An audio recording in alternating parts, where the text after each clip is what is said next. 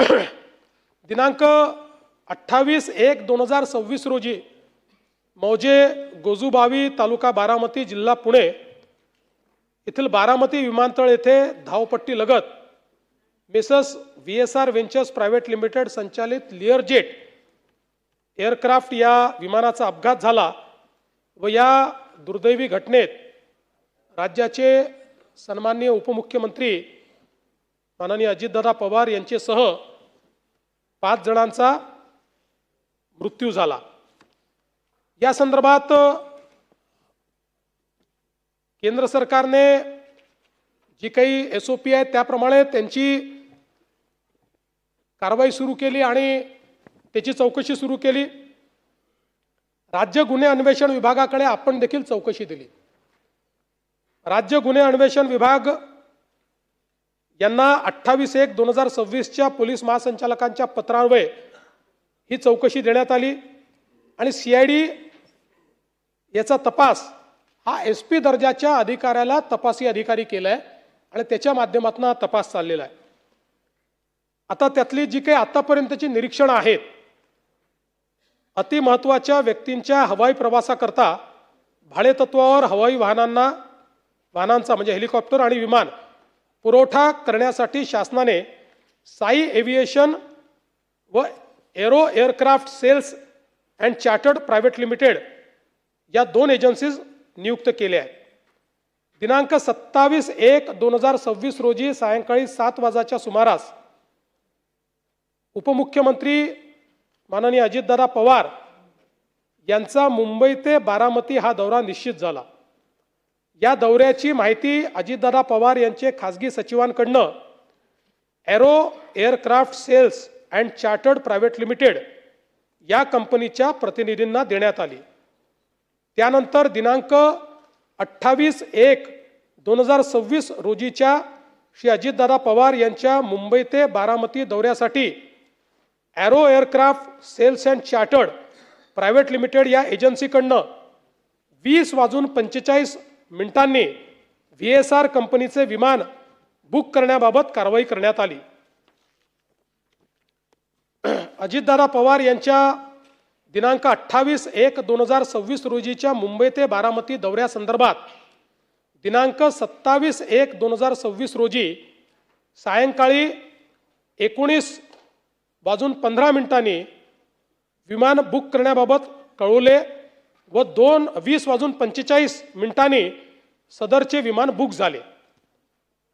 Pilot co pilot यांची breath analyser test, pilot Sumit Kapoor यांची breath analyser taste दिनांक 28/1/2026 रोजी सकाळी 7:09 व को पायलट शांभवी पाठक यांची ब्रेथ एनालायझर टेस्ट सकाळी 7:13 विमानाच्या उड्डाणापूर्वी करण्यात आली आहे। त्या टेस्टमध्ये अल्कोहोलचा अंश नाही, ती टेस्ट निरंक आली आहे।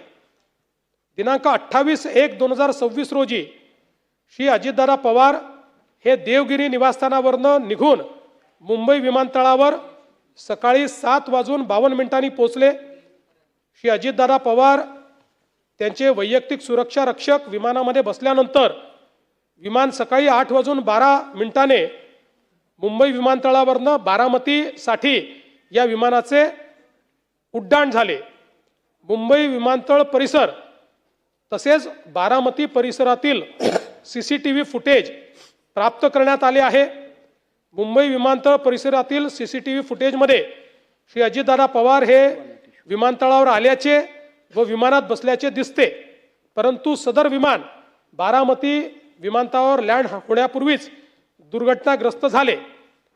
सदर प्रकरणी पोस्टमॉर्टम रिपोर्ट प्राप्त झाला असून दुर्घटनाग्रस्त विमानातील तत्कालीन उपमुख्यमंत्री महाराष्ट्र राज्य श्री अजितदादा पवार व इतर 4 यांच्या पोस्टमॉर्टम रिपोर्टमध्ये मृत्यूचे कारण death due to multiple injuries associated with burn injuries असे देण्यात आलेले आहे, जे अननॅचरल या संज्ञेत येते। दुर्घटनाग्रस्त विमानातील मृत्यू पावलेल्या सर्व 5 जणांचे DNA तपासणी अहवाल प्राप्त झाले आहेत। ते त्यांचे नातेवाईकांचे DNA सोबत जुळले आहे. पायलट व को पायलट यांचा व्हिसेरा व रक्त तपासणी अंती अल्कोहोल अथवा अंमली पदार्थांचे सेवन केले असल्याचे निष्पन्न होत नाही. दुर्घटनाग्रस्त विमानातील मृत्यू पावलेल्या सर्व 5 जणांचा व्हिसेरा व ब्लड तपासणी करण्यात आली. त्या रिपोर्टमध्ये विषाचा अंश आढळून आलेला नाही. विमानामध्ये स्फोटक पदार्थांचा अंश नसल्याबाबत राखेच्या तपासणीमध्ये न्याय सहाय्यक वैज्ञानिक प्रयोगशाळा यांच्याकडून अहवाल प्राप्त झाला आहे. प्रत्यक्षदर्शी साक्षीदार अजितदादा यांच्याशी संबंधित PA, सुरक्षा अधिकारी, बंदोबस्त अधिकारी, VSR कंपनीचे संचालक VK सिंग व रोहित सिंग यांच्याकडे चौकशी करण्यात आली. सदर विमानातून इंधनाचे वेगळे कॅन वाहून नेल्याबाबत कुठलाही पुरावा आढळून आलेला नाही. पायलटची नेमणूक दिनांक 27/1/26 रोजी 21:11 स्लॉट्स अलॉटमेंटसाठी तात्पुरत्या स्वरूपात विमानाचे क्रू डिटेल्स मध्ये पायलट म्हणून कॅप्टन साहिल मदान आणि कॅप्टन यश यांच्या नावाचा मेल बारामती एअरपोर्ट डायरेक्टर यांना करण्यात आला होता. अशा प्रकारे स्लॉट अलॉटमेंटसाठी तात्पुरते नावं देऊन स्लॉट निश्चित करण्याची पद्धत आहे.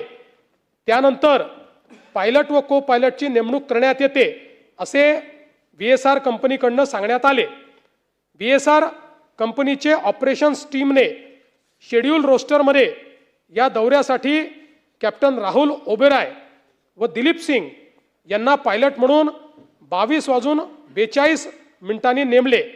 परंतु पायलट राहुल ओबेरॉय यांनी त्यांचे पोट खराब असल्याने त्यांना सकाळचे फ्लाईटऐवजी संध्याकाळचे लातूर जाणाऱ्या फ्लाईटवर ड्युटी देण्यात यावी असे सांगितल्याने लगेच त्यांच्याऐवजी कंपनीच्या ऑपरेशन्स टीमने कॅप्टन सुमित कपूर व को पायलट शांभवी पाठक यांना या विमानासाठी नेमले. त्यानंतर VSR कंपनीच्या ऑपरेशन्स टीमने या दौऱ्यासाठी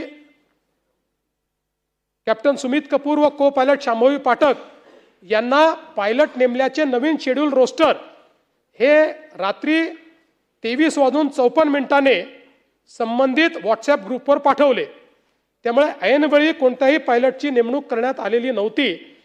तर पुरेशा आधी व आदल्या रात्री दिनांक 27/1/2026 रोजी 23:54 पायलट सुमित कपूर व को पायलट शांभवी पाठक यांना नेमण्यात आले होते. त्यांनी विमान उड्डाणापूर्वी पुरेसा आराम केला होता. सुमित कपूर यांना 36 तास व शांभवी पाठक यांना 9 दिवस आराम मिळालेला होता. दुर्घटनाग्रस्त लिअरजेट 45 VT SSK विमानासंबंधी माहिती. विमानाचे मेकिंग वर्ष 2010, सर्टिफिकेट ऑफ एअरवर्दीनेस 16/9/2021, VSR कंपनीच्या नावाने रजिस्ट्रेशन 27/12/2022, रजिस्ट्रेशनची वैधता 15/8/2027, एअरवर्दीनेस रिव्ह्यू सर्टिफिकेट दिनांक 10/9/2025 रोजी DGCAने सदर विमानाचे निरीक्षण करून सदर सर्टिफिकेट दिले असून ते 1 वर्षासाठी लागू असते.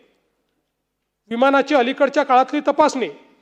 VSR कंपनीच्या इंजिनियर्सनी विमान उड्डाणाचे एकूण 4,776 तास झाले असताना दिनांक 23/3/2025 रोजी विमानाची शेवटची तपासणी करण्यात आलेली आहे.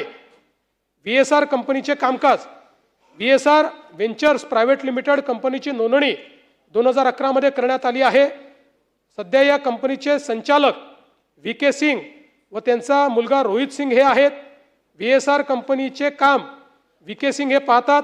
कंपनीकडे एकूण 16 विमानं, 20 पायलट आणि 36 को पायलट आहे अशी माहिती प्राप्त करण्यात आलेली आहे. तांत्रिक बाबी संबंधीची माहिती. AAIB चा प्राथमिक अहवाल प्राप्त आहे.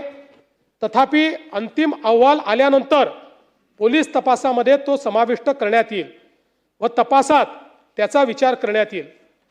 VT SSK विमानाचे वार्षिक इन्शुरन्स 27/8/2025 रोजी काढण्यात आले असून त्याचा प्रीमियम वार्षिक 25,56,384 इतका आहे. विमानाची लायबिलिटी ही 50 कोटी आहे. आतील व्यक्तींची लायबिलिटी प्रति व्यक्ती 1 कोटी इतकी आहे. पायलट सुमित कपूर यांचे ब्रेथ ॲनालायझर टेस्ट पॉझिटिव्ह आल्याने 2010 मध्ये व 2017 मध्ये त्यांचे लायसन्स सस्पेंड करण्यात आले होते. त्यानंतर 1 महिना लिअरजेट विमान चालवण्याचे अमेरिकेत ट्रेनिंग करून आल्यानंतर त्यांना को पायलट आणि त्यानंतर SLF या प्रकारचे 100 तासाचे ट्रेनिंग केल्यानंतर सन 2021 मध्ये पायलटचं लायसन्स पूर्ववत मिळालं होतं. त्यानंतर नियमित स्वरूपात पायलट म्हणून ते विमान चालवत होते. CIDच्या मार्फत या घटनेचा पुढचा तपास चालू आहे.